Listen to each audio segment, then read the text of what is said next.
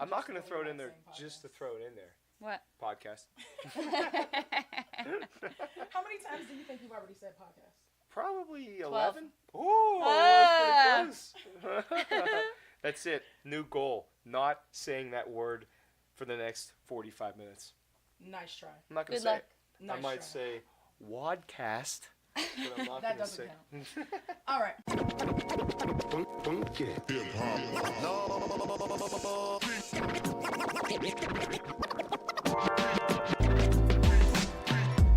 Hello, this is Yolanda Murphy, and welcome to this Exceptional Journey podcast, where you will find inspiration to live courageously through adversity, empowerment to live freely despite your past, and ignition to live boldly in your purpose, all by walking the survivor's side of life.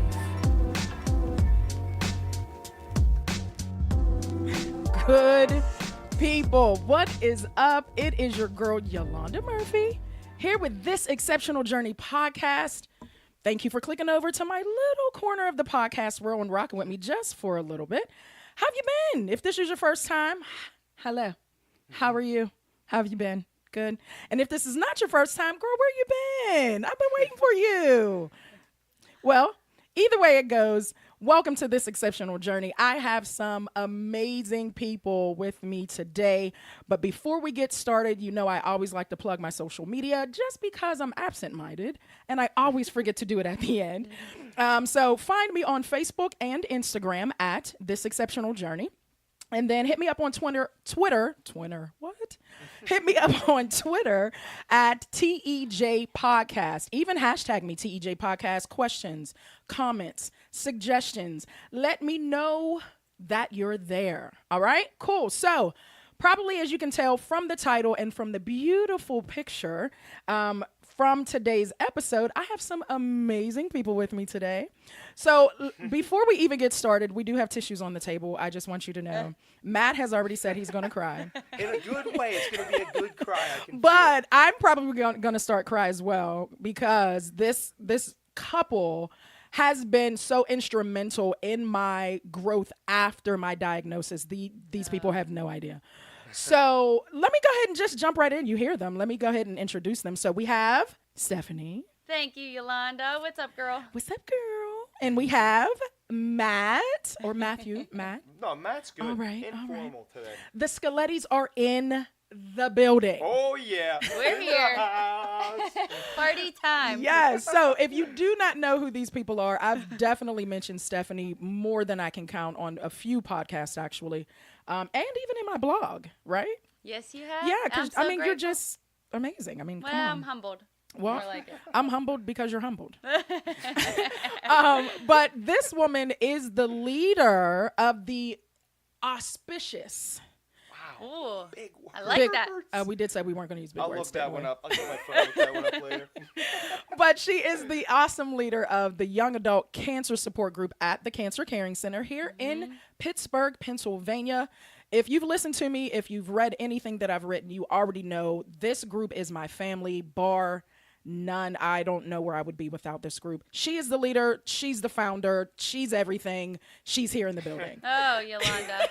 Listen, I don't know where I would be without this group. Listen, we're gonna get there in a second. I'll say. So then we also have Matt, her awesome husband.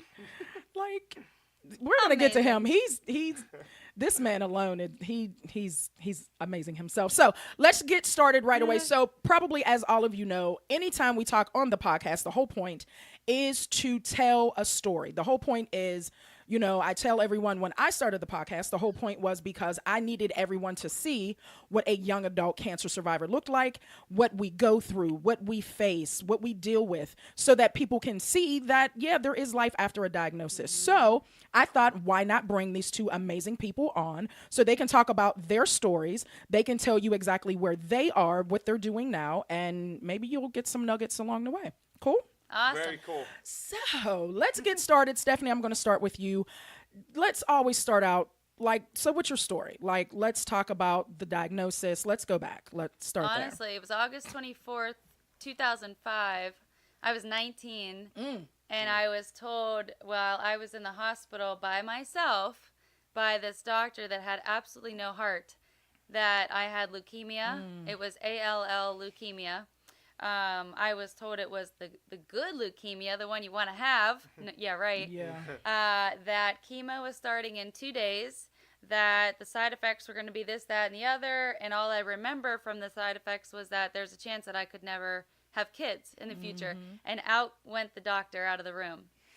Oh, man. And I was just mortified. There was no family history of cancer at all. And I didn't even know how chemo was administered. You know, I was 19 with not a care in the world. Of course. Yeah. And so 2 days later, I started chemotherapy here in Pittsburgh. Thank God. It was all local. And my family just were my saviors. They really were there hand and foot. And the interesting thing about it was, you know, I celebrated my 20th birthday in the hospital. It was 2 weeks of treatment at that point. I had lost my hair, which was just one of the most traumatizing times. But interestingly enough, I kept a smile through it all. I'm not going to say 100% of the time. Yeah. But I just, there was something in me that kept the hope alive, and I'm sure my family was a huge part of it. So I had a year of intensive chemo. I had brain radiation. I had spinal taps. Wow. I took a year off of college. And then when I went back to school the following year, I had the most intense chemo brain, and I was in classes to be a pharmacist, believe it or not. And I had like organic chemistry and physics and calculus. And Oh, I hate let's science. face it, I was failing. Me too. I couldn't even remember how to finish a sentence because my brain wasn't working. Of course. I still had all this chemo, I think, embedded in my brain. So I did some soul searching that year, and that's when I found social work. And so I had an internship at the Cancer Caring Center.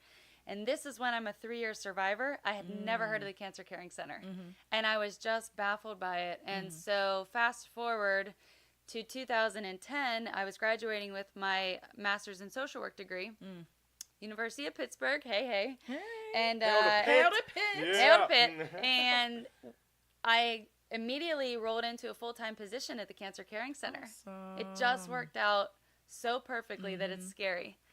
And so within a year, I had an opportunity, and the opportunity was to start a program for young adults. Because during my experience, you were absolutely the youngest on the floor. Absolutely. You didn't have any friends who were diagnosed. There was no support group available. Absolutely.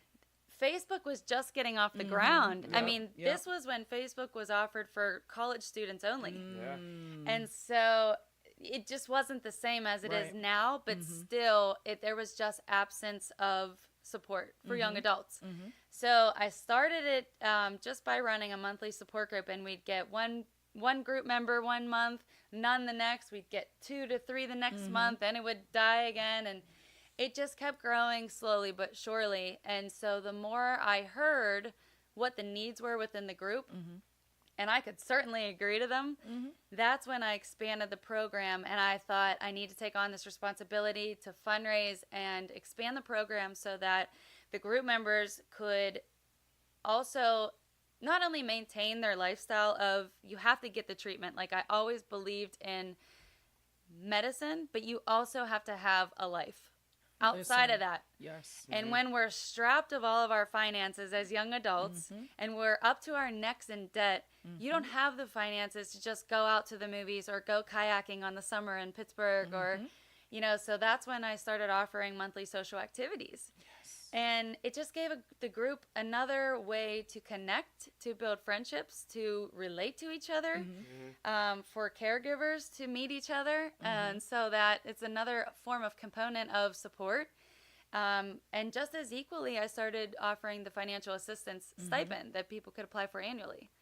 So it started out as just $100, and I thought, like, my work was done. Like, this was it. I was accomplished, and we were good to go. But then as I took on the responsibility of fundraising, I just felt more compelled to increase the grant amount.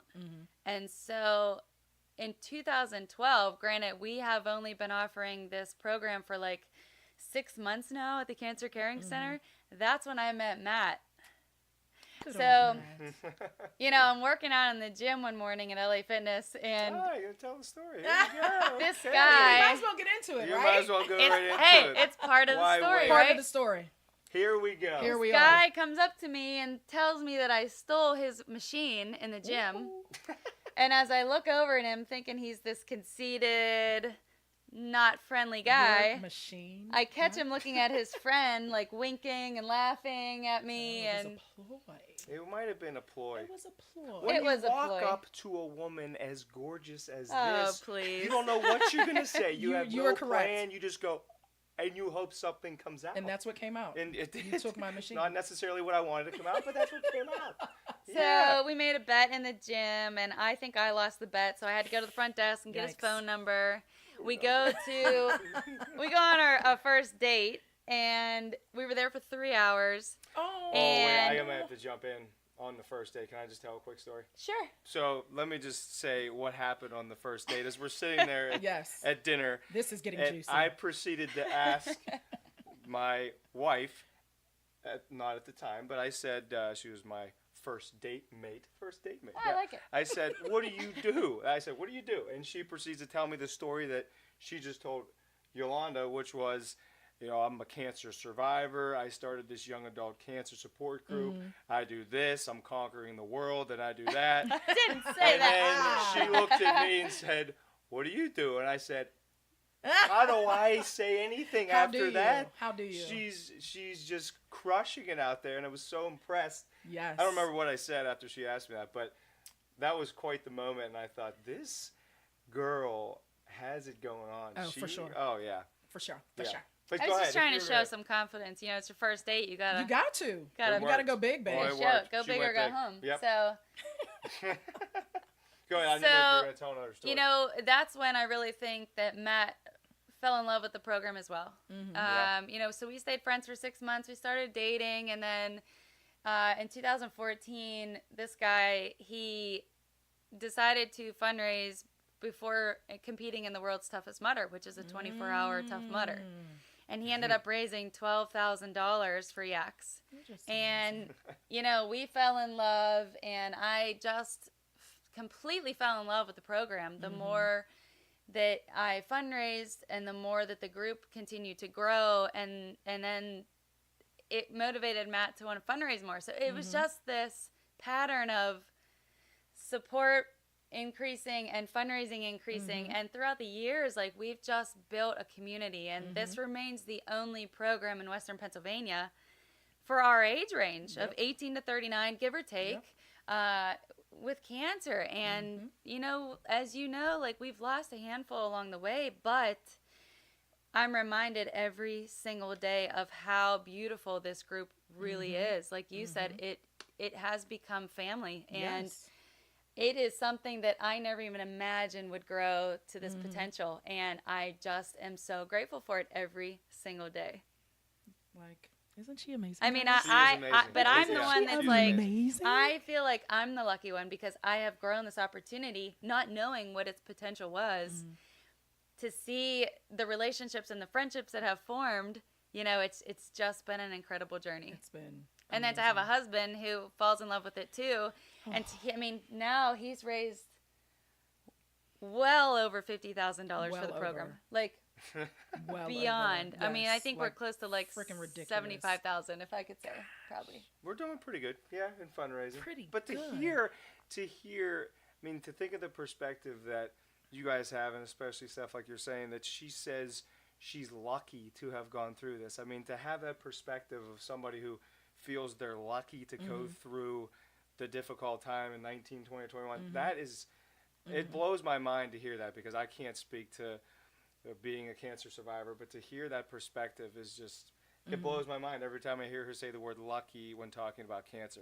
It's amazing. That is good. No, go ahead. I was just going to say, like you say, it's so important because everyone has a story. And every story is so unique. And I think that's what builds us up as one at the end of the day, because we can all build upon each other, yet we can all stand solo and shine as one. Absolutely. Very It's Absolutely. just so, that's what's so incredible about my job, is that I get to experience everyone, Right. and get to share the stories through you all. Right. I think that one of the biggest things for me, and I'm going to come back to something you said in a minute about having that perception of being lucky. But to piggyback off of what you said really quick, Stephanie, having a story, like one of my podcast episodes talks about your story and why it is important to tell your story. Because here's one thing, and I think I've mentioned maybe in one of like the very first group meetings we had, I talked about I've always been a dreamer. Like my mom calls me her dreamer like all the time. Like, I love that. What are you going to do now? I'm like, I don't know, Mom. I just want to try something new. Right. Good But for you. I love that. thank you. Yeah, absolutely. But I've always had a story. Like, unfortunately, and I think, again, one of the very first support groups that I went to, I was like, I want to write a book and I want to do this. And I think it was you. You were like, so tell me a little bit about, what is your life? I was like, my life is like a movie. Oh, well, tell me a little bit about it. I was so fascinated and I'm interested. still fascinated. Right. And You're I was unbelievable. Oh, yeah.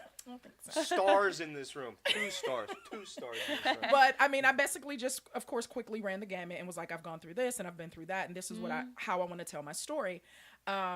And then breast cancer was just another chapter, so to speak, for me to talk about. And I think it's so crucial and so vital that everyone recognize what we've gone through is not, it's not, thank you. It's not common, Right. but it's not uncommon. Right. But your story is still your story, and your story's not mine. Exactly. You know what I mean? Exactly. And your perspective is not mine. We could have the same exact diagnosis at the same exact time, same exact age, have the same exact, things going on, married or not married, kids or not kids, but we could take it 2 different ways, like 2 completely different ways. And I see that. Yeah. And it's okay. Yeah, no. And my I point think, exactly, yeah. That's one of the not issues, but complications that people think they should be a certain way or react a certain way. And you have to take a step back and say, you need to process this how it's best fit for you, and to take the right steps to get to the goal that you have, but you don't necessarily have to do it in someone else's footsteps. No, you have. And here's, if nothing else, I've learned how to live after a diagnosis is you have to do it the best way you can. Exactly. Like, there is no right or wrong way to grieve, your first cancer friend. There is no way to even grieve your own losses. There is no right or wrong way, but you have to do it the best way you can. And like you said, someone else's shoes are not going to fit you because they're not you. Exactly. You know what I mean? So, excuse me, that's why I thought it's so vital and crucial. At one of our outings, I literally told everyone gets a podcast episode. You get a podcast episode. You get a podcast episode. And everybody thought I was joking. I'm like, no, guys, seriously. Like, I need everyone to recognize that you have a story and it needs to be told. And if I can use any platform that I have, why not? You know what I mean? So here we are. But let's get back to something you said really quick, Matt. So it's so funny that you said, I think I'm paraphrasing, of course. I think it's so interesting, or you said it amazing, that people after having a diagnosis of cancer would think themselves lucky to have gotten either the diagnosis or to be privy to the things that they've gone through. Why do you think that? Or well, I'm sorry, not necessarily why do you think that, what makes you think that? Why is it amazing to you as a co-survivor? That's a really good question. Should I get the tissue ready? You should. I think it's, so obviously I'm not a cancer survivor, but to see, my wife go through and to hear some of the stories, you're mentioning that this is a chapter of your story, and I think it's different based off the diagnosis. For some people, it's not, it may not end well, but to hear you say that it's a chapter, meaning there are chapters after this chapter. It's not over, and you didn't give up. Steph didn't give up. So for me to hear the word lucky, you see it's an experience where you potentially may not be here in a year. And to think that experience to be lucky just, absolutely blows my mind, to go through something as traumatic and as difficult and as just wearing you down, all that stuff. And I think I could get the perspective of lucky to have survived it, but it seriously feels like my wife is lucky to have actually gotten it. And that still blows my mind. So I don't know that I can fully respond because I didn't go through it, but I think to have that perspective and to give herself hope. I mean, that there is going to be a next year, a 10 years, a 20 years, and she could be married to the greatest guy on the planet. I mean, that's great to have that. Did I plug myself right? I didn't know. But yeah, I don't know if that fully answers the question, but it's so impressive to say that word to me involving cancer, and to have that perspective, I feel, is why she's been so successful as she's been. And the same with you, and the same with the majority or all of the YACS, the young adult cancer survivors. And to have the fun, outgoing personality, and like you said, to feel it's a chapter, not the end, gives you that belief in your mind that I can do it. It's quite impressive. Well, I mean, I think you hit an important point is the perspective of it, you know, and believing. You know, we always talk about in life, what you think is what you believe.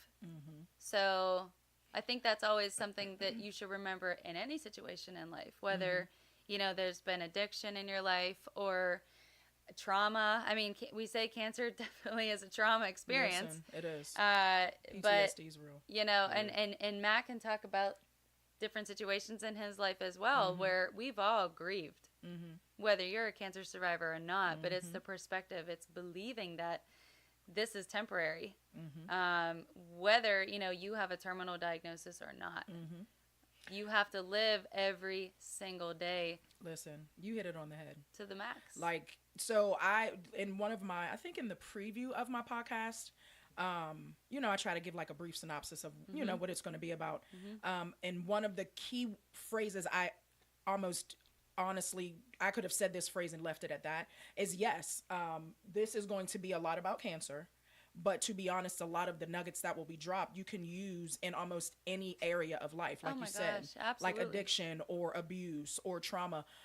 You can use some of the things. It just so happens we're talking about cancer. Right. That's really all it is.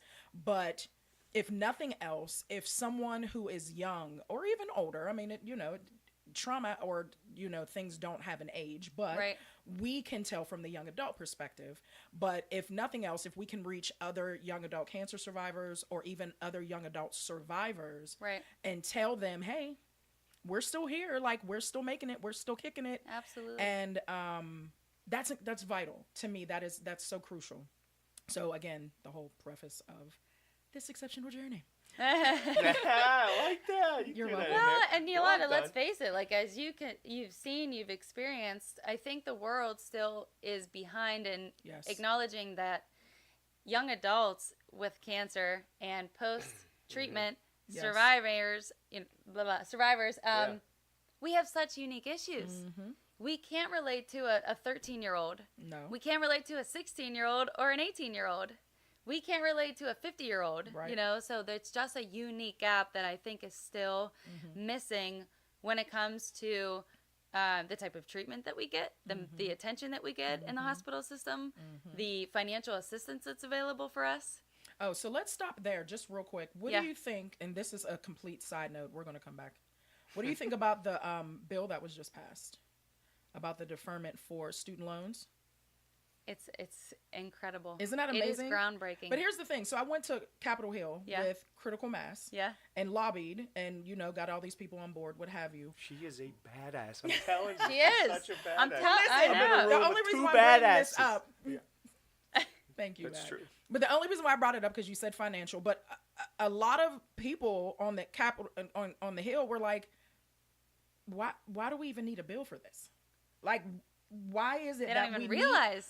They're blind to it, right? They had no idea that while you were going through active cancer treatment, you still had to pay your student loans. And then I announced ridiculous. This in the group. One girl goes directly to the lender, and they called her out and saying she's a liar. Are you kidding me? So I had to go back to the person who gave me the information. Oh my gosh. Ultimately, it worked, but like they were fighting back. That's ridiculous. Yeah. So I say that to say it's utterly like repulsive. Like, why should we have to fight? Right. We're already fighting. Exactly. Yeah, right. We're already fighting. You don't need another battle. No, we don't. And I mean, don't get me wrong. To some people, money makes the world go round. Money is a great helper of my world going around. Right. my happiness is not in my money. Exactly. But I do need it to survive. Yeah. You know what I mean? Like, I still have bills. I have lights and gas. You know what I mean? I still have, like you said, every once in a while I want to go out. Like, you guys want to go to the movies. You know, so I'm not in my house thinking about cancer and my bald head. And you know what I mean? So I just wanted to throw that in there really quick because that was... Well, I don't know if you heard this, but critical mass is shutting down. No. Listen. When I tell you I got the email yesterday... So, I mean, to be honest, and this can be a complete side note, listen, when Kate left, I said, I feel a couple ways about this because I was just with her, you know, lobbying, and we did all of these great, wonderful things. And then she sent out this memo like, oh, guys, I'm stepping down. What? I know. Like, it was crazy. It was like something was approved finally, and now... And then it was done. Gone. Yeah. When we need her the most, right? It was very interesting, to say the least. I mean, on one hand, you know, I completely understood because in some of her memos, she said something about, you know, I didn't know that getting into this so, you know, big or what have you would have led to this. I feel like this is ridiculous that we have to fight for such things. But I feel like she said she's still going to fight, but in a different way.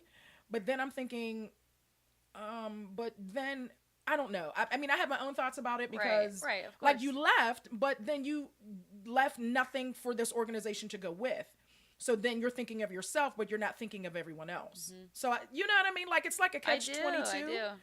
I do. Because I'm like, I mean, it's great that you want to do your thing, but we're still out here. The Critical Mass was the biggest advocacy organization for young adults. Oh, is that right? And now that it's shutting down, it's like, what now? Right. What do we have now? You know I didn't even read the email. I was just living. You have 4 letters. YACS. We do. So let's talk about this really quick. So YACS is here in Pittsburgh. Had you ever thought about like moving it? Not moving it, but like expanding? No. Because there's so much more work to be done here first. Okay. That's really why. And let's face it, YACS is a program of the Cancer Caring Center. Yeah. It's not its own 501c3. Mm-hmm. And I don't know that I want to start my own charity. It's a lot of work. Yeah. And honestly, it's just, I think because it's working well now. Yeah. That I'm happy where I am. And I'm happy to continue growing it as need be. Well, here's the thing. Listen, if you didn't, I'm fine. Oh, yeah. Because I don't want to share you anyway. Like, I just thought I would ask. Where you want it to go. Did you have a suggestion? No. I want her to stay right here with me. Like, I don't want I'm just so devoted to our area. Absolutely. That I think for other areas that need the support, like I would hope and pray that they would do some research and find out ways to pick up on some local support themselves. And I would be more than happy to help anyone out there in the world. Absolutely. Because there's plenty to go around, let's face it. There is. And I mean, I think it's crucial that you said that other people, because here's the thing, one person can't do all the work. No. Listen, because just like you said, you know, having your own nonprofit, it's a lot. It is a lot. I mean, in the Cancer Caring Center alone, like I wear many, many hats. I could clearly run YACS as its own organization, but it's nice to be able to offer YACS within so many other free support services. Absolutely. So that you're not breaking the bank to try and find a therapist. Absolutely. Let's face it, you shouldn't have to. Let's plug there. What else does the Cancer Caring Center have going on? We do have a licensed clinical social worker that offers individual counseling, so you don't have to go through your insurance company and try to find one. So Wendy, our counselor, offers hourly therapy sessions both in our office and over the phone for those who can't make it in. Wonderful. So there's always an alternative option for that. And then we have currently 23 community support groups to try and make it convenient for everyone, because in Pittsburgh it's hard to navigate through the city, especially during rush hour. Oh my gosh, as we all know. Ridiculous. So we try to make it convenient. So YACS is one of the support groups that we offer.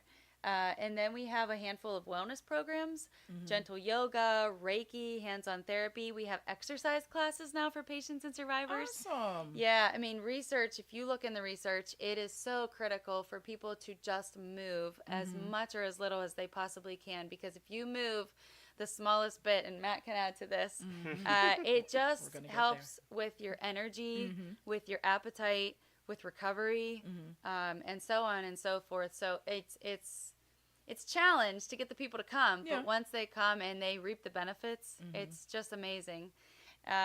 We also have art therapy. We have nutrition classes. I mean, and the list only goes on. Right. We have a food pantry, so we're the only organization locally to give out free cases of Ensure Which for is patients. very crucial, like during chemo and stuff. And it's like $40 to $60 a case, Yes. depending on what kind you get. So add that on top of copays and medical expenses and parking tickets and, oh my gosh. you know, travel fees and so on and so forth. But, you know, what we do is so vital to towards recovery. I mean, and just sustaining your survivorship, both mentally and physically, because like I said, I'm a firm believer in medicine, but you have to have the emotional support as well.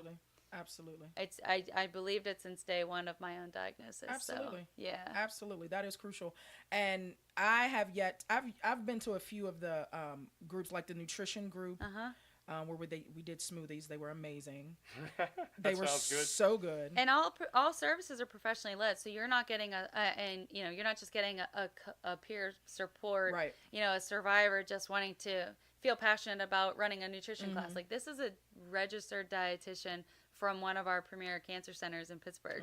You know, so they're all professionally led services, which is so critical to offering the best care. Yeah, it's absolutely vital, just like you said, for an overall perspective, not just exactly like medicine, but for your mind, for your spirit. Like, it's so vital. And like you said, even during and after your diagnosis, it was very crucial to know it's not the end, you know what I mean? But I need to be serviced all around, not just chemo wise, but okay, I need to talk to someone, or I need to eat right, or like you said, exercise. The well-rounded person is definitely, I can attest to, like, after my diagnosis and such. I mean, I'm spiritual anyway, you know what I mean? I already, you know, knew I was going to be okay, but like, you need to move, girl, get up. Exactly. Like, you can't lay down, you know what I mean? Like, going through chemo, like my mom, and it's so funny, I tell this story to everyone. Like, my mom, after I had 4 rounds of chemo, after every chemo treatment, my mom took me somewhere. Like, we didn't go straight home. So after one chemo treatment, we went and got a mani and pedi. I love it. Yeah, that's awesome. After another one, we went to the farmer's market because she knew I like kettle corn, and she knew they had kettle corn. Nice. So we just walked around for a little bit. It wasn't long, but it was that movement. She was like, no, what you're not going to do is that's go cool. home. You know what I mean? Great idea. I love it. Yeah, I love that too. And then I think the very last one, I did all my chemos on a Friday, you know, just to rest, you know, for the weekend. That Sunday, she was like, okay, we're going to go to the arts festival. I was like, Mom, I just had chemo 2 days ago. Like, what are you talking about? I'm going to be baking in the sun. Oh, we'll just buy you a hat. What? She's a go-getter. She gets after Where do it. you think I get it from? I know. Now I know exactly. Shouting you out, Mom. Hey, Mom. Hey, love you. Hey, Mom. Hey, Mom. Yeah. I'm on TV, Mom. I'm a podcaster. But yeah, I think it's so cool. He said it again. He said it. Oh, We knew you couldn't resist. for all the listeners, we had a little bet if I was going to say the word PODCAST because I was loving using that word, and I said I wasn't going to say it, and now I did. So back to the story. We knew I he won't wasn't use going to it again. last, though. We knew he wasn't going to last. I can only hold out for so It's long. okay. I just think you love saying the word. But anyway, so yes, I'm so glad we got to tell a little bit about the Cancer Caring Center because again, here in the city, it is one of the only ones that we have. One of the very, very few. Yeah, so it's definitely crucial to get that information out there. And if you guys have any other questions, I'm going to link all of your information down below in the show notes. So if you guys have any questions, hit Stephanie up and let her know if you know of anyone that could benefit from the services, either of YACS or of the Cancer Caring Center. Definitely hit her up and let her know. And she'll be right with you. Yes, so she will. She's very good at getting back to people. Oh, she's and amazing. We're talking about perspective. Yeah. Just real quick, for somebody who is not a survivor, but I've been to these socials that Absolutely. Steph has and YACS has, to see the camaraderie and openness and just fun. Again, I had never met anyone young adult battling cancer until I met Steph, and then she says, do you want to come to the social? And in my head, I don't know if this is naive or I just didn't know anything, but I'm like, what are these people going to be like? Like, this is going to be so weird. Like, cancer survivors, like, they're probably going to have no energy and just laying around. I mean, complete opposite of that. And I came in, I can't remember the first event, if it was bowling or game night or something, I mean, uplifting and the positivity and energy with this group. I beg anyone that needs something like that to go, because it's powerful. Absolutely. It is pretty awesome. It's so funny because you're all up in my notes. Thank you so much. I wasn't cheating. I No, swear, baby, I it's didn't fine. look. I'm glad, it's organically happening. That's right. Yeah, I'm that's loving right. it. Conversational, right? Love it. So one question I did have, you actually just answered it, is how did you feel being, thwarted into this young adult cancer world? And then as well, was it hard for you to accept and be in love with someone that previously had cancer? Because you said you never knew anyone. Like, did anyone in your family have cancer ever? I had my aunt. She ended up with cancer at the very end, but she was in ill health. So no, there hasn't really been a history of cancer. But that's a great question, because I'll never forget. We started dating and talking and everything, and I'm thinking to myself that was, to be honest, my first thought was, oh man, like that's gonna be tough. Like she had this. Yeah. Who knows what's gonna happen in the future? But then, and Steph will laugh, because I told my father this when he asked me about going out with Steph. He asked, I'm scared. She knows Wait, the word. I'm No, myself. it's not bad. It's not bad. It was just a funny word that I used. It is deep, but I'll mention why I said it. And one of the first things I said was, after I said beautiful, gorgeous, perfect body, all that stuff, I said she has substance. And my dad was like, what does that mean? And what I meant to say is, she has so many layers that go deep. And to me, it's like, okay, if you have somebody that can go out there and crush cancer, what can she not do? I mean, and then I'm thinking, we get together, we stay together for a long time. God forbid anything happens to either one of us, if it's big or small, we can get through it. She beat cancer. Like, what can't we beat? So to have that mindset, to me, it was, I think the first thought, just because you hear cancer, I thought scary, like not good. Yeah. And now I think it's empowering and just badassery. It's not a word out there. Don't look that one up. Word up. But I mean, that's what it is. Like I'm thinking the two of us combined, I mean, with what she's been through, we're unstoppable. Like, bring on the world. Like, we can handle it. Listen, so that's what I felt like. I think you said something very important, because here's the kicker, and I don't know if you felt this way.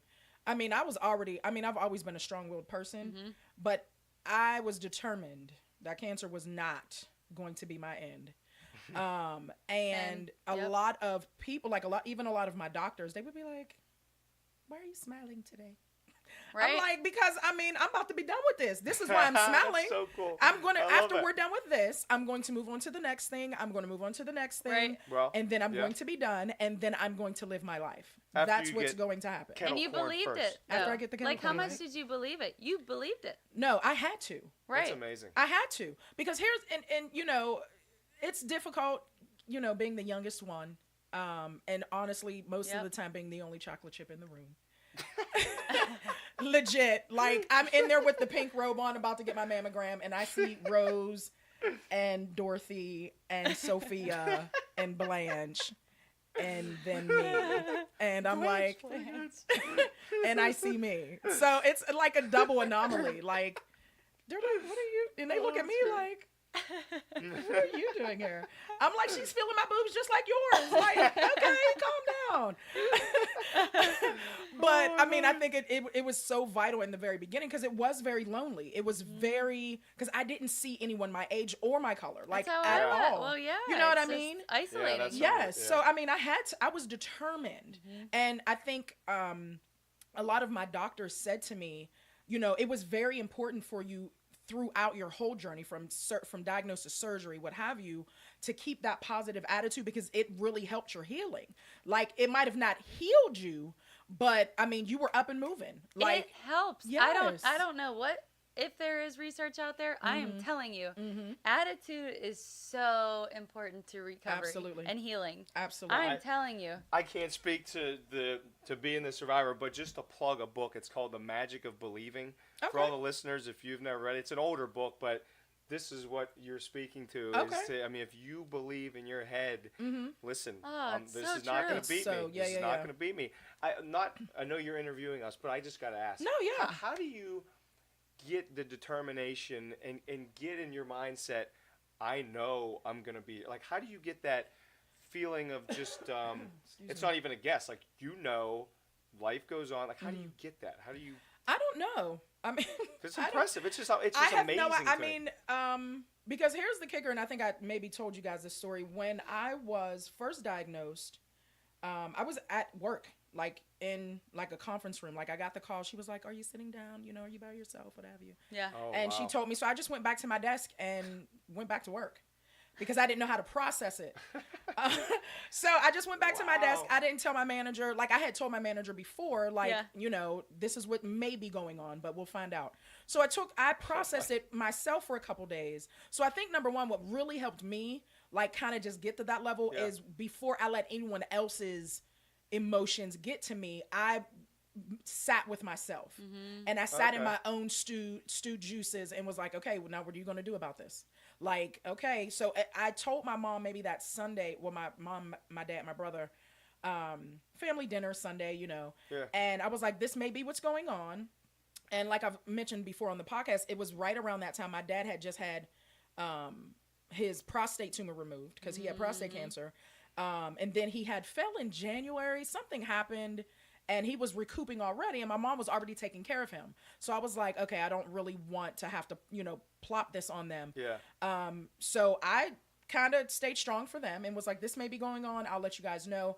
But it took probably about 3 or 4 days for me to even, after I got the diagnosis, because I needed to know for myself that I was going to be okay. I didn't need to, okay, let me sit with it. Of course, I prayed, night and day, like, oh my gosh, what's going on? But then when I came out of it, I was like, okay, let's go. Let's go. Where it came from, I have no idea. But to the point where, like, I would tell people, because I'm involved in, like, my church, and I sing and all of that stuff, and I have a lot of, associates and friends. And I told them, straightway, if I'm not crying, you cannot cry. I said, what I'm about to tell you is, it's a big deal. It is a big deal. I said, but I'm okay. And I'm not crying, so you cannot cry. And they would be like, what? And I was like, so I have breast cancer. And we would sit with it for a second. And I was like, just looking at them like, let me see your tear. Don't you cry. You bet not. And I think I mentioned in one of my last podcasts, I said what they did at home is up to them. Right. I'm not saying don't mourn, because here's the thing, we're not mourning. I'm not going anywhere. That's right. I'm not going anywhere. So, no, let's go ahead and just fight what we need to fight, and let's keep it moving. So, I where it love came from, I have no idea, but I'm a great grateful way to for explain it. Well, you made a choice, right? That Made is a true. decision. That is true. It's so important. And again, it just goes to show, like, when you are diagnosed, you have choices, believe it or not. You have choices. Along the entire spectrum. Absolutely. Even after even after survivorship, when that starts, treatment and survivorship really starts. What choices are you presented with? How am I going to move forward in life? And as young adults, we have so much life left. So much. So Unfortunately, much. some don't, Right. but they still have a choice of how they want to finish it. That is correct. So I think... And that's still living. Yeah. You know what I mean? That's right. That's It still is. living. Yeah. It's So, about daily choices. Are Coming you back kidding to that me? every day. Every I'm day. 13-year survivor here, and I still have to I be know, right? Yeah, but I you still have cannot to be wait. reminded of that. Like, my energy isn't the same as what it was, and I'm Yeah. okay with that. And, Yeah. I had to grieve a lot in my days, and I had issues with self-image and confidence, of course. You're on a campus, and your hair's maybe an inch long, and I can't imagine being that young. sick as a dog, Oh my gosh. but hey, you have the choices, and you have to seek the help when you need it. Yep. And reach out for the support. And Yep.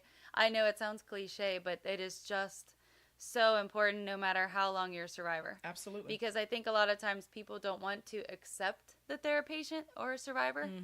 And we can get into, like, when you're a survivor, I say since day one of diagnosis. That's just my perspective, but it's just how you want to live your life. Yep. Choices. Yeah, it is. Choices. It I is. believe it. I told people, look, okay, you're not going to be planning my funeral anytime soon, so Right. don't even worry about it. Like, we're going to do this treatment, and we're going to keep it moving. People used to say to me, like, how are you smiling? Like, Right. when you were, like, I lost, like, so much weight. I couldn't even eat a cracker, like, all day. Like, I just couldn't even stomach anything. And then, like, other people are crying, and I'm not. It's just, like, same thing. I don't know how I did it, but you pull from within. You pull it What's within. your quote? Oh yeah, I gotta think of my quote. Yes, what's your quote? He just came up with it today. Don't. Wait a minute. We might have to ask the next question before I come up with this. Live from within. Live from within, yeah. But don't try to fit in, live from within. Oh, wow. That was my quote That's that I'm trying to, I was working with today. Yeah. Okay. So in here, here with the heart, and you start with the heart, you can't go wrong. You can't go wrong. No. Look at you. Yeah. Just, can I put that on my wall somewhere? Yeah, I'm planning on putting it on my wall. Yeah. Just give Listen, me book for of quotes, babe. So now that we're talking about you, what do you have going on? I was waiting for it to come out. So let me just preface everything that this amazing person is about to say. That Matt, who you hear Matt to be today, is Matt all the time. He is always like fun-loving and joking, but will give you the shirt off of his back in a minute. Like he is completely not right now, Matt. Jeez. But he is completely amazing, and everything that he's about to tell you he's doing will encapsulate that. So, well, I'm going to start. Let me tell a story. We're talking about this World's Toughest Mudder, 2014. Mm-hmm. This was the first big fundraising event I did for YACS. Mm-hmm. It was out in Las Vegas. It was in November 2014. This is a 5-mile obstacle course that you try to complete as many times as you can in 24 hours. And I'm going to tell you the story to tie it all in. I start out the event, starts in the morning, 10 a.m. I have on my race jersey, says YACS on the front because I knew my why, the reason I was doing this and going to beat the crap out of myself for 24 hours was for something bigger than me. Absolutely. So we raised a lot of money. I had people donate $1 value per mile that I completed, so my performance was tied to how much money we'd raised. We start this thing out, get through 20, 25 miles. I'm getting a little overconfident. I remember one of the videos I was doing push-ups 25 miles in. I felt great. I'm like, let's go. And then 27th, 28th mile, this sandstorm hits, and according to one of the guys in the hotel, it was the worst sandstorm Vegas had seen in over a decade. Oh my God. The temperature dropped from 60 degrees, I think, down to 32, 33. It was nearly freezing. You're outside going up and down hills. You're getting drenched with water. And I remember, and this is where I get emotional, is we finished the 6th lap. So we're 30 miles into this event. I'll never forget this. And it was like 2, 3 o'clock in the morning. I don't remember what the time it was. It was getting late. We're freezing. I was doing it with a friend of mine, ice cold, and we're huddled around this tent, this hospitality tent. And it was him and myself and Steph and this guy's dad and one of his good friends. There's 5 of us, and we're trying to figure out, this sandstorm's happening. Is it should we put ourselves back out there to do 5 more miles, or is it time to just hang it up? Right. You had people going out in ambulances because they had hypothermia. I mean, it was a brutal situation. And I'll never forget, my buddy looked at me and he's like, do you want to keep going? And I didn't want to respond. Like, I didn't want to say no. I'm competitive. Yeah. So I kind of just put my head down, and I looked down and I saw YACS written across that race jersey. And I'm just thinking, okay, I have 25, 30, 35 young adults that have battled this thing. They've put their life on the line. The least I can do is I'm here. I got to do 5 more miles for this crew. So ended up, I mean, I kind of regretted that about half a mile in on the last lap. I can imagine. But pushed through, and I mean, everything, my body was all shutting down and everything by the time we finished 35 miles. But the bottom line is we didn't do the 24 hours full, which is what I wanted to do. But I've never felt more alive than doing something that pushed myself. But it was so much more than that. And anybody listening, I mean, you know this, if you do something that is so much bigger than the individual, you can do things that you never ever thought were possible. Never. I would have I always, when I tell a story, I say, if I would have been there by myself, just doing it for myself, I may have got 20, 25 miles, but you just push because others are relying on you. And just Steph's group, I mean, the YACS group said, that I was, heroic, whatever. But to me, it was, you guys are the heroes. I'm just trying to help out the best way I can. I mean, you're fighting this thing daily, and I'm doing it for one day. So the heroes are the 2 of you, not this guy. Well, hey. Yeah, right. But, yeah. Are you kidding me? So let's talk about this biking you just did. Was that this year? Yeah, it was January. Yeah. So let's talk about... Coming up on a year. Yeah. You were on the news. You were everywhere, first of all. I was like, Matt is repping for YACS, okay? Like, I look up and I see your shining face on the telly. Like, it was amazing. So tell me a little bit, how did you prepare for that? Okay, so this event we came up with this event, I think, probably in January of 2017, like almost a year before the event happened. And I was trying to find, you get done with something crazy. It's like, okay, what's next? What's next? Like, I got to keep pushing. You got to keep pushing. So found this 24 hours. There's something with 24 hours. I'd like to get involved with that. I don't know. 24-hour bicycle race in Adelaide, Australia. So right around the corner. Of course, Bucket list. We went all out in this Australia trip, but 24-hour bike race. It actually ended up being held on about a 2.5-mile loop course.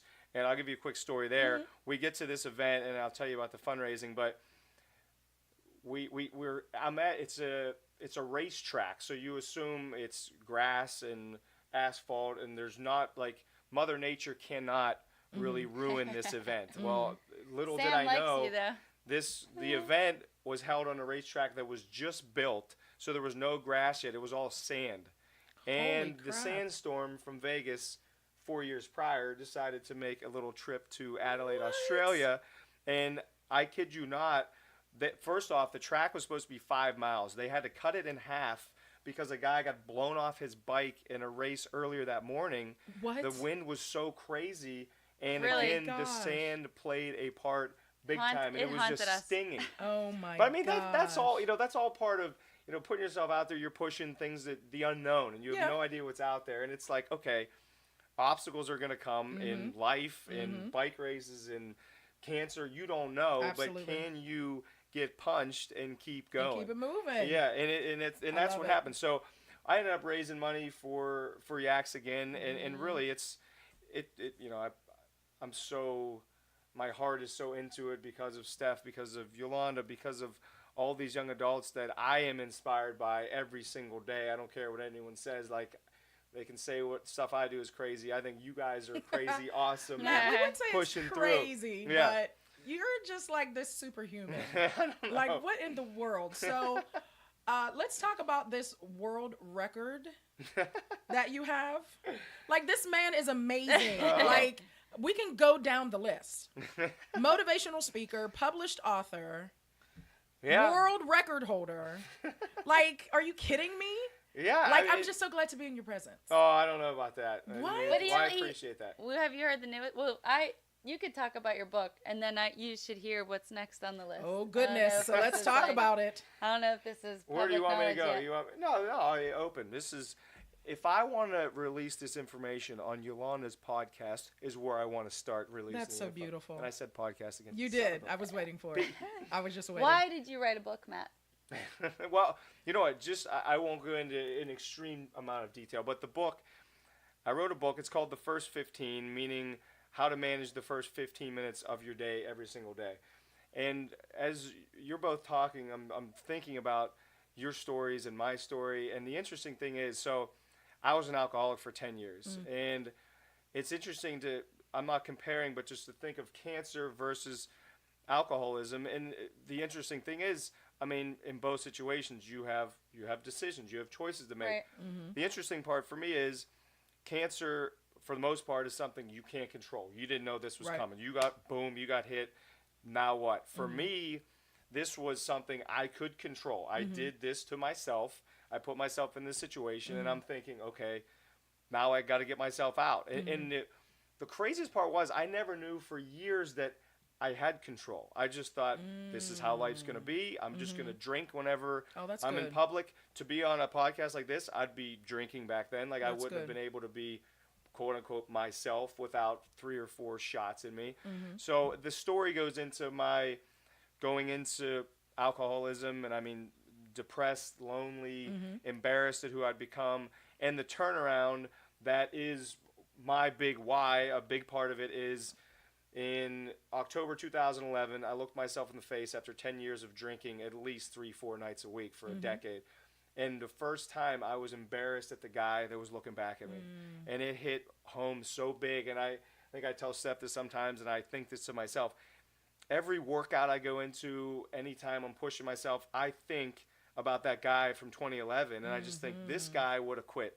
This guy would have stopped, and I want to be the opposite of who he is. So that's my reason why, and so I wrote the book to help anyone going through any difficult time, and I talk about alcoholism turned, fitness champion, so to speak, and some of the accomplishments I have, but the morning routine that I use and still use today to get myself pumped for owning the day. If you can own 15 minutes, absolutely, you can own the day, then you can own the year, then you can own 10 years in your life. And it starts, I think, with some small amount, whether it's 15 minutes or 5 minutes, and you build from there. Right. So, yeah, that's kind of long and short. You take someone who just kind of rolls out of bed, checks their phone, looks at social media and gets upset.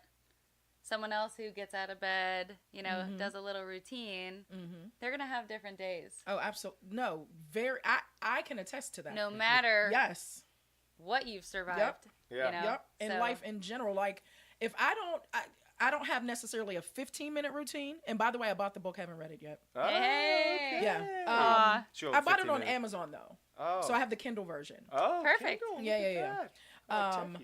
But I can tell the difference in my day. Like if I don't get up, same thing. If I get up and check my social media, log into work and just get my day started versus if I wake up, pray purposefully, read either a devotion or a book to get my brain moving, to get my heart connected to the day. You said it. That's the way different. Heart connected to the day. I love that. No, sir, that's great. I should have used that in the book. Next book. Next book. version. Okay. Quote me, baby. But that's so true. I mean, Yeah. You're talking about people who wake up and their reaction. You're reacting to everything. You're reacting to the news. You're reacting to social media. You're reacting to whatever. Yep. Instead of wake up and give me a purpose. Let me take action on the day instead of being on the defensive all day and not really knowing where the day's going. So and chasing my day instead of my day coming after me. Like, that's exactly okay, right. Come on. Oh yeah. This is what we're doing today. Right. Come on. Yeah, it definitely makes a world of difference. So I'm excited to read the book. I'm excited that you got it. That's of course. Yeah. Come on, It's just so applicable to anyone's life. Yeah, absolutely. Which is super cool. Yeah. Yeah, that's what I was hoping to do. Yeah. Can we hear about what's next? Yeah. You knew I was going to ask. This is. There's honestly, always something on the list, Yolanda. Yeah, that's exactly right. And really, that is. I mean, talk about that in the book too. Just something. If you can keep something out there, some goal that you're going to attain, that's motivation. I mean, it keeps you going. So. This is as of about 4 days ago. This just came about. So hot off the presses. Hot off the presses. I've never run a marathon. Never run a full marathon. Okay. So I'm Pittsburgh through and through. Love my hometown. I'm trying to find ways to, help out my city whenever I can. So the game plan is on May 5th, which is the Pittsburgh Marathon. Yeah. I'm going to hopefully run the full marathon, and I'm gonna be holding a flag that, I'm sure most listeners know the tragedy at the Pittsburgh synagogue, where there was 11 people that were killed, mass shooting. I'm going to hold that stronger than hate flag on the 26.2 miles. And I'm also in contact with the synagogue right now, and actually Pittsburgh Marathon, some of their staff, because I'm going to wear an 11-pound weight vest during the run in honor of the 11 people that were killed. So I want to try to connect it all together, and I'm hoping to do some sort of dinner afterwards for the families of the 11 people that were lost, and I don't know how that's all going to connect, but yeah, I'm just, I want to kind of breathe hope, I guess, into the families, into Pittsburgh, into the world. Yeah. And and the other thing is, I want to mention and talk about how even through tragedy, sometimes that's where you have these heroes stepping up, and you can just feel the country wanting to help Pittsburgh, and Pittsburghers want to help other Pittsburghers. Yeah. Full disclosure, I am Catholic, and I am even more excited that this is a Jewish community, and it doesn't matter, Catholic, Jewish, Protestant, black, white, I don't care. Like, we're all human beings, and that's part of the why for that journey. So I'm going to have that in the back of my mind as I beat the crap out of myself running with a weight vest, but I'm looking forward to it. Yeah, there you go. There it is. Oh, so I'm going to create a little team of support. Absolutely. Yeah. I'm there. I'm always the cheerleader. Listen, I'm cheering. I'm the biggest cheerleader. I'm not running. I was gonna say, Steph, Let's you ready face too? it. Steph can hold Let's up this. be honest. She can hold up our favorite sign at marathons that Yeah, says right. "Run faster." I just farted. Like that's the sign she's gonna hold up. That's your sign. No, You that's can your hold it sign, for she it. said. That's my That's sign. your sign. Okay. So that is amazing. Well, thank you. Yeah. I'm Yeah, excited. definitely keep me posted on everything that happens with Yeah. that. I'll let all of the listeners know, specifically if you're in the city, if you want to participate or help in some way. You know what I mean? That'll Absolutely. definitely There's lots of that'll be ways. Yeah, there's absolutely. time. Yeah. Listen, it unfortunately takes a tragedy to bring everyone together. That's does. true. Yeah, that's tough. Yeah, you're but right. what better way than to show your support when you can than in something like this? Yeah. You know what I mean? To bring everyone together, that's amazing. Even aside from tragedy, what's Yeah. not more rewarding than helping someone else? Exactly. I'm telling you. We I We love recently that.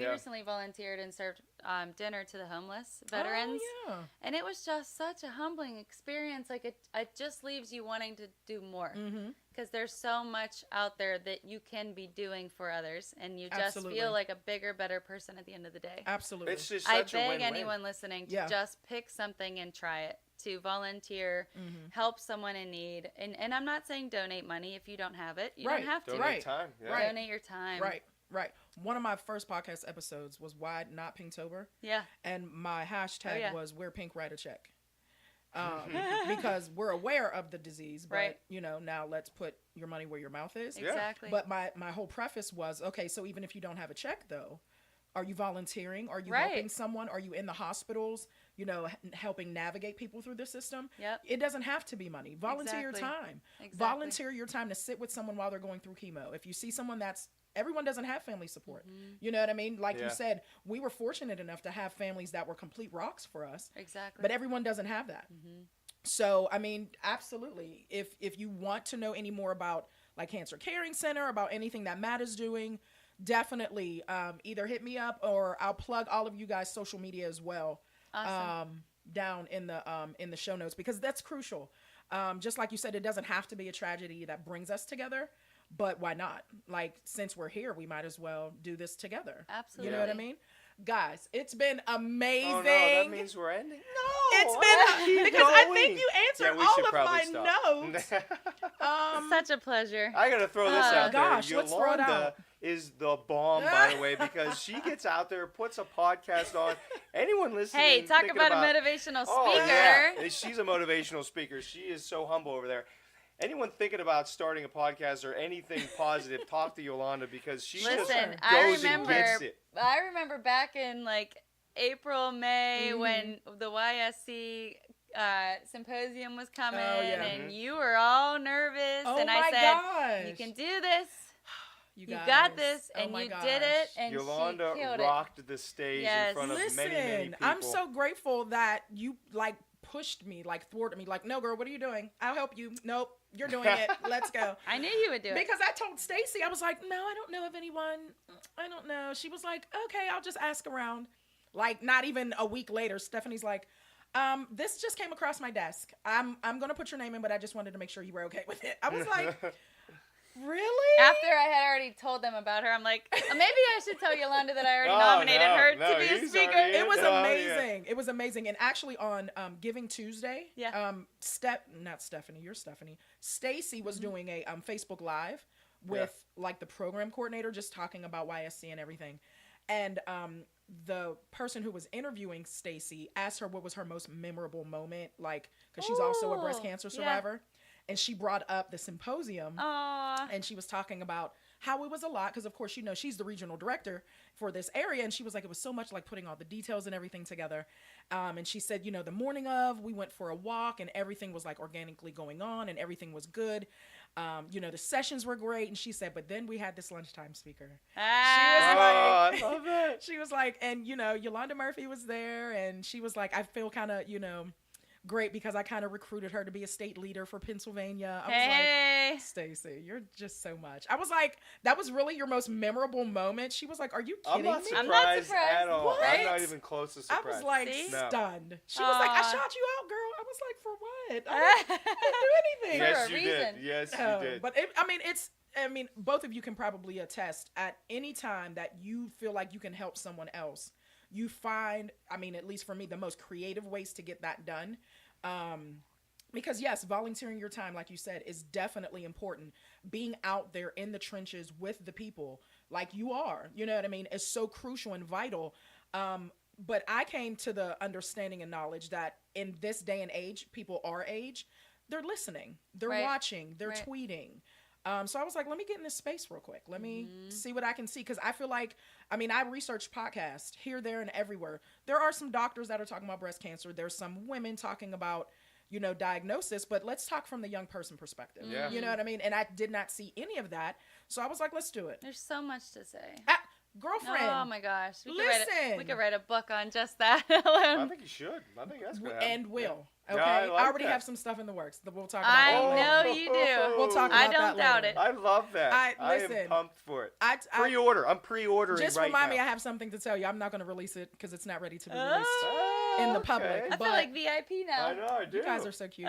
So guys, this has been amazing. Thank you. My very first guest, I told both of them, I said, you have to be first. Yeah, Like, wow. you have to be, because you're just both so amazing and you just mean that much to me. Likewise, girl. Yes. right back at So you. I hope you guys loved our conversation, because that's really all it was That's what it is. this is what it is. This is like what we talk about in This group. is what we do, right? That's Yeah. my whole point. Like, That's why it's so easy let's to just sit join back, us. relax. Yeah. This is VIP. you know? Yeah, we have LaCroix water for all Oh of you my that are. gosh. Yeah, I mean, she hooked it up tonight.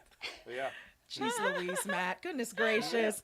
But I want to leave everyone with something. So like I said, I'm going to plug all of your social media and everything. Thank your you. book, everything that you have going on. Of course, Cancer Caring Center, YACS. Again, if you guys know of anyone.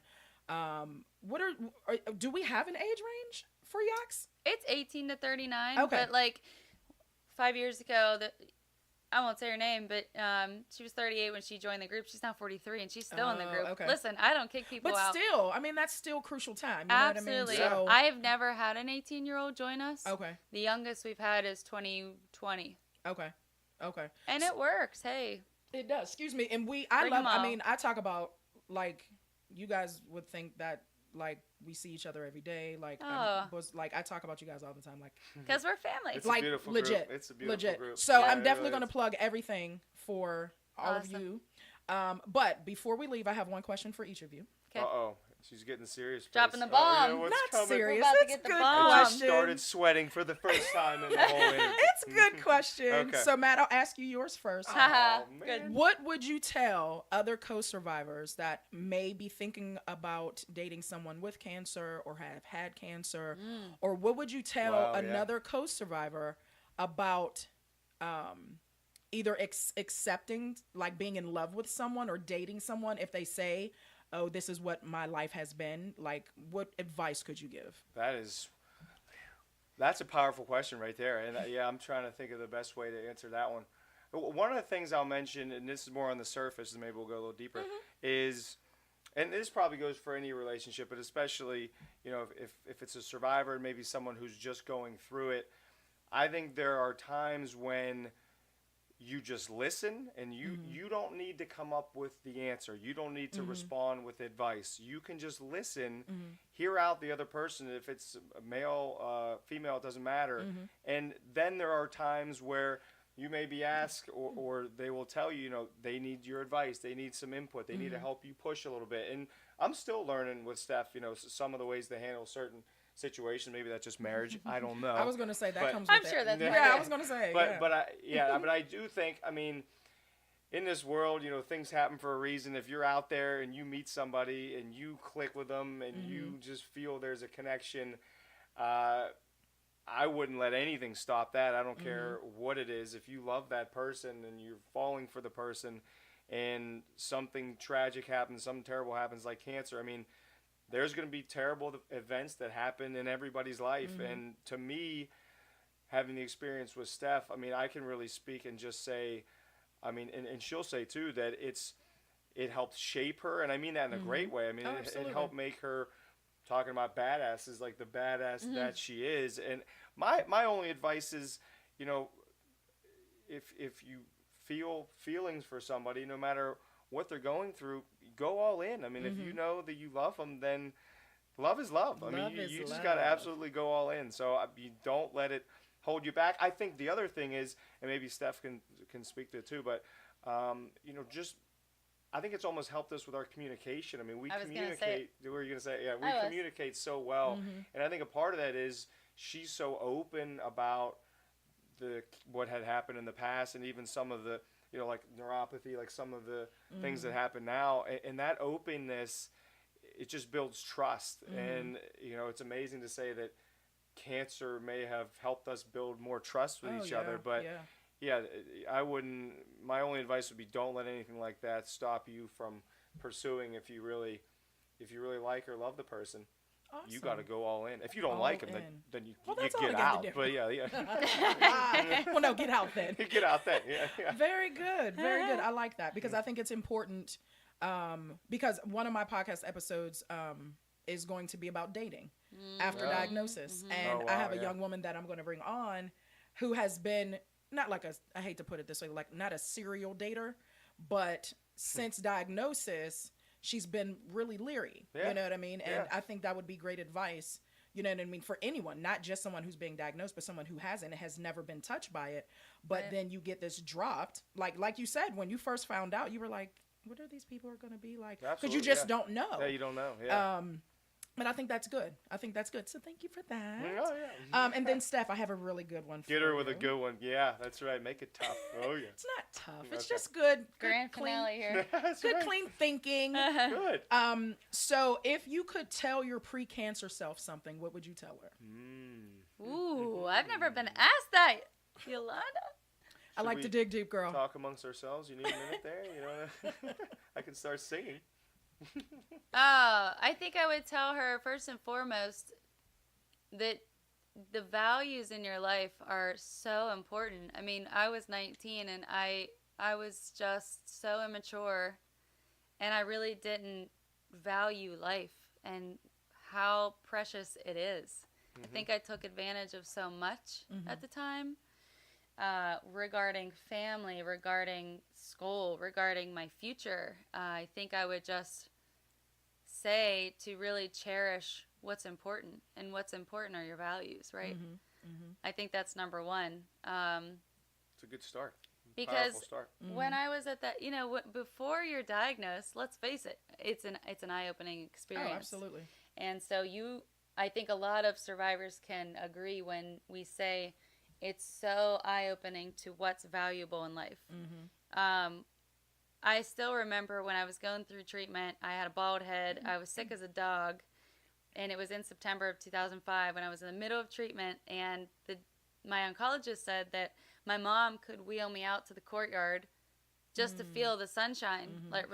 I had been in the hospital for 2 weeks, and you don't realize just how good that felt. It was like something in my soul just came alive just to feel the sunshine. Like something as small as that, to go outside and get to feel the nice air and the real sunshine was just amazing. It was just an incredible experience that I will remember for the rest of my life. So I would say to anyone who has never been diagnosed, even those who are survivors, if they don't do this already, is just to figure out what's most important in you. Like, what's your purpose, and how can you obtain your best life every single day? Because we don't know. I could get cancer again. I don't know. None of us know that until that time, if it ever comes back. What am I doing today that's going to be not regrettable in the future, to say I could have and I should have, So that's really, I think, looking back, what I would have told my younger self is, cherish the support system that you have. And if you don't have one, search for one. For sure. This is a hard life nowadays. It's scary out in that world, but we can't live in fear. Right. And I'm not saying I did live in fear when I was a teen, because Lord knows I didn't. But you have to take care of yourself first and foremost. And that's something that I've really been working on since diagnosis. And let's face it, I really wasn't taking care of myself. I was a teen that partied. Let's, be honest here. Yeah. And so not only do you have to take advantage of your life and live it to the fullest degree, but you have to take care of yourself physically and mentally. And I think a lot of people don't take that time for themselves. Absolutely. And that can be damaging on so many levels. So just to piggyback off of all of that, and just to also piggyback off of what Matt was saying, communication is so important. And with my survivorship, I had to communicate with whoever I was going to end up with, if ever I was going to end up with someone, because we have a lot to tell. You know, we have a lot of quote unquote baggage. Listen. And I don't say that in a negative way. No, but honey, we got it. But you can't hide who you are and who you've been. So, because that's who I am now. Yeah. You know what I mean? like you said in your podcast, why you tell your story, why it's so important. You know what? Yep. I'm the bellhop, and I'll take that luggage and baggage, and boom, we're going to the moon. So I hope that answers your question. Absolutely. But Absolutely. No, I only thought of that because those are the types of questions I ask myself. You know what I mean? That kind of like motivates me. Okay, so you can't be who you are, who you were before. So who do you want to be now? Like, okay, so if we took away the diagnosis, what would you be doing different now? Right. You know what I mean? Like, I think, I don't know, maybe it's just, I think like that all the time. That's a great like, way to think. That's impressive. Yeah. So yes, no, you definitely answered the question. It was great. I mean, if I wasn't diagnosed, I have no idea where I'd be in life My right now, point. because I was going down a bad road. I don't know where I would be. Honestly, I was drinking, I was partying, I was, I had a fake ID, and Oh, you was getting it in. I was, and it was not good. I mean, it was. Okay, Steph. Oh, I didn't know all of that, listeners. Don't do it. Don't do it. Very But no. unhealthy, you know, so. Yeah. And I mean, that kind of goes back to what we were saying before. Like, we're lucky, Exactly. to have Come that full diagnosis. circle. That's yeah. well done. Right. Because Yeah, I you're don't right. know where I would be without it. Same. Like, to be honest, I don't. So, Same. and let's not keep talking. I'm going to start crying. Anyway, you guys, it has been amazing. Oh, thank you. Thank for you, having thank you, us. thank This is you. so- this has Oh, been my And thank you to all the goodness. listeners, really. Yeah. Guys, please hit them up if you know of anyone that needs any types of services. Matt is the motivational speaker of the century, so he'll speak to Wow. anybody and just He get will. them up off their high horses. But it has been amazing. Thank you again so much, Thank guys. you, Yolanda. Thank you so much. If you've listened until the end, you love me. Thank you so much. We love you. Aw, thank Yeah, that's you. And until next time, guys, I've been Chad.